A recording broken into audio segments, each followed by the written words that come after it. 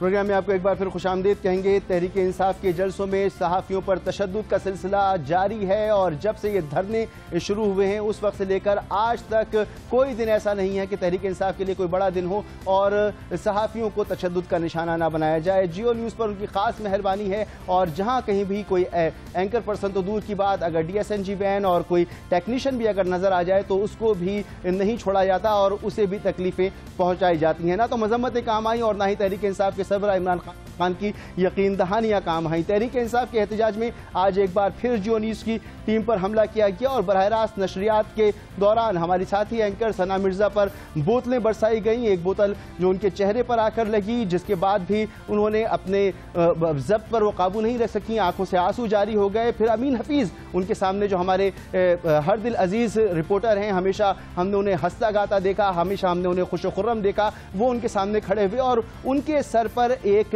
کانچ کی گولی غلیل کے ذریعے ماری گئی اور آج ہم نے اس ہنستے مسکراتے چہرے کو D S N G van کی چھت کے اوپر تڑپتے ہوئے دیکھا، درد سے تکلیف میں دیکھا اور وہ شخص اپنا سر پکڑا ہوا تھا۔ صرف اتنا ہی نہیں بلکہ متعدد لوگوں کو نشانہ بنایا گیا۔ تفصیل میں بھی جاؤں گا لیکن پہلے مناسب یہی ہے کہ عمران خان صاحب کی وہ گفتگو سن لیں جو وہ میڈیا کے لیے اور صحافیوں کے لیے اظہار یکجہتی کے طور پر کرتے رہے ہیں۔ سخت مذمت کرتا ہوں، یہ ہماری بالکل پالیسی نہیں ہے۔ صحافیوں کو ہم ہمیشہ جب بھی ان کے اوپر ظلم ہے ہم ان کے ساتھ کھڑے ہوئے ہیں۔ میں آزادی رائے میں مانتا ہوں، میں سمجھتا ہوں کہ یہ اگر بلکہ 31 کی رات کو، اگست کی رات کو جب انہوں نے پولیس نے مارا ان کو، صحافیوں کو سب کے سامنے تھا، ہم نے تب ان کے ساتھ کھڑے ہوئے، ان کے ہمیشہ مذمت، اور میں اس کے اوپر تفتیش کروں گا۔ عمران خان صاحب کی تقریر 12 دسمبر کی گفتگو ہے جو وہ میڈیا سے اظہار یکجہتی کے لیے کر رہے تھے اور پھر 13 دسمبر کو انہوں نے آج کے دن کے لیے خاص ہدایات کی تھی اپنے کارکنوں کو۔ اپنی لاہور کی ٹیم کو یہ کہنا چاہتا ہوں کہ دیکھیں، آپ نے ایمبولنسز کا راستہ دینا ہے، آپ نے میڈیا کو راستہ دیکھنا ہے اور میڈیا کی حفاظت کرنی ہے بجائے ان کے کسی قسم کی بدتمیزی ہو۔ اگر کوئی میڈیا کے لوگ ہم سمجھتے ہیں کہ ایمانداری سے نہیں کام کرے تو اس کی آپ فکر نہ کریں، عوام کو فیصلہ کرنے دیں۔ عوام شعور رکھتی ہے، عوام جانتی ہے کہ کون کدھر کھڑا ہے۔ آج صرف ثنا مرزا کو ہی نشانہ نہیں بنایا گیا، ہمارے رپورٹرز شفقت عمران، ملک جواد، ان سے بھی بدتمیزی کی گئی۔ جیو نیوز سے کیمرامین خواجہ عامر کو بھی کانچ کی گولیوں سے زخمی کیا گیا، ان کو بھی زخم آئے۔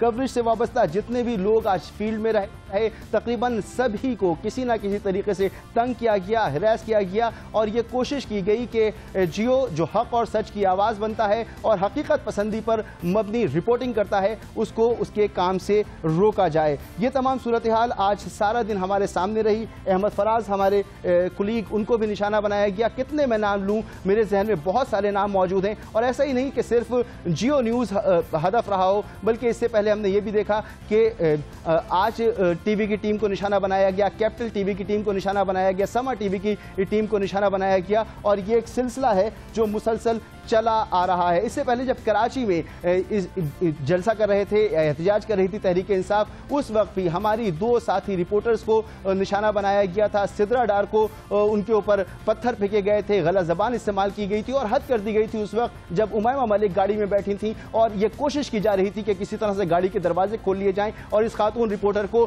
مجمع میں، مردوں کے اس مجمع میں باہر گھسیٹ لیا جائے۔ اور اس سے بھی زیادہ جو شرمناک بات وہ یہ کہ ایک معتبر ترین نام پاکستانی صحافت کا مظہر عباس، انہیں باقاعدہ پتھر مارے گئے اور ہم نے دیکھا کہ ان کے پتھر آ کر لگے۔ تو یہ تمام صورتحال رہی ہے۔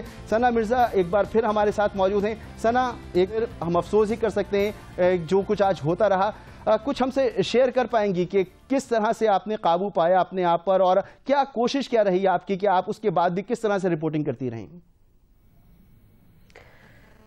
مسعود، میں آپ کی بات کے جواب میں یہ کہوں گی کہ شاید میں افسوس نہیں کروں گی بلکہ مجھے حیرت ہوگی کہ بہت سارے ایسے پاکستانی جو کہ پاکستان سے باہر تھے، مجھے لوگوں کی بڑی کالز بھی آئی، لوگوں نے مجھ سے اس حوالے سے افسوس کا بھی اظہار کیا۔